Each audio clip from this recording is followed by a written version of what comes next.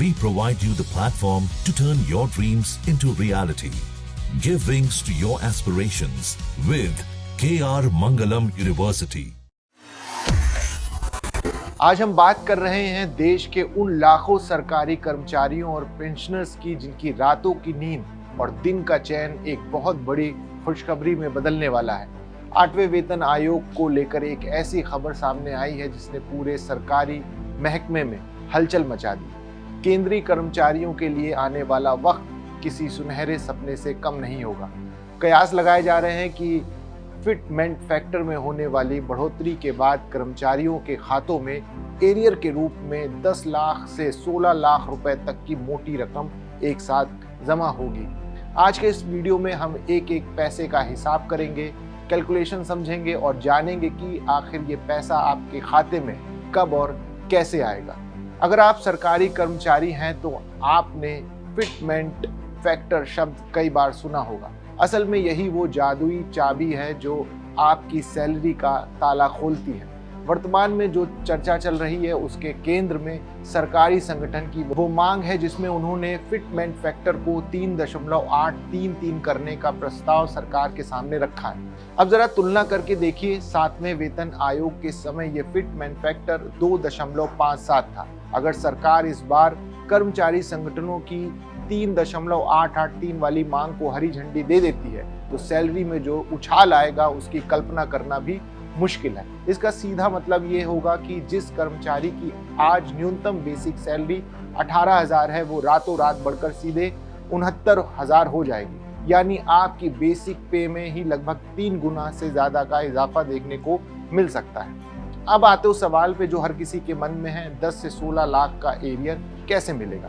इसके लिए हमें तारीखों को समझना पड़ेगा। माना जा रहा है कि 8वां वेतन आयोग 1 जनवरी 2026 से प्रभावी माना जाएगा, लेकिन इसकी सिफारिशों को पूरी तरह जमीन पर उतरने और लागू होने में सितंबर 2027 तक का समय लग सकता है। इसका मतलब ये है कि जनवरी 2026 से लेकर सितंबर 2027 तक के बीच का जो 20 महीने का वक्त है उसका पूरा पैसा आपको बकाया यानी एरियर के रूप में मिलेगा। चलिए लेवल के हिसाब से समझ सकते हैं कि आखिर किसको कितना पैसा मिलेगा। लेवल 1 का गणित क्या है? लेवल 1 पर सभी बेसिक सैलरी 18,000 है। नई व्यवस्था में ये 69,000 हो जाएगी, यानी हर महीने का अंतर हुआ 51,000। अगर हम 20 महीने का हिसाब लगाएं तो ये रकम बनती है 10,20,000, यानी सबसे निचले स्तर के कर्मचारी को भी 10 लाख से ज्यादा का एरियर मिलेगा। लेवल 2 के कर्मचारियों की वर्तमान बेसिक 19,900 है जो बढ़कर 76,277 होने की उम्मीद है। इसका एरियर करीब 11,27,540 तक हो सकता है।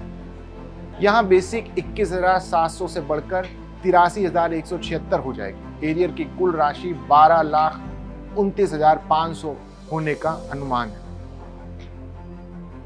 लेवल 4 पर 25,500 की बेसिक बढ़कर 97,742 हो जाएगी। ऐसे में कर्मचारियों को 14,44,840 रुपए का एरियर मिल जाएगा।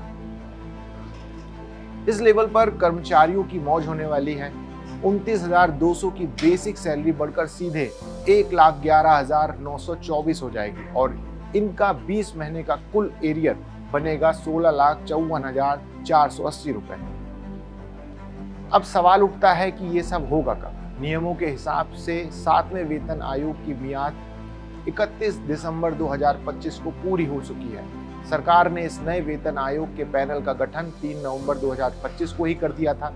इस पैनल को अपनी विस्तृत रिपोर्ट तैयार करने और सरकार को सौंपने के लिए 18 महीने का वक्त दिया गया, जो मई 2027 में पूरा होता है। रिपोर्ट मिलने के बाद सरकार को उस पर विचार करने और उसे मंजूर करने में 3 से 9 महीने का समय लग सकता है।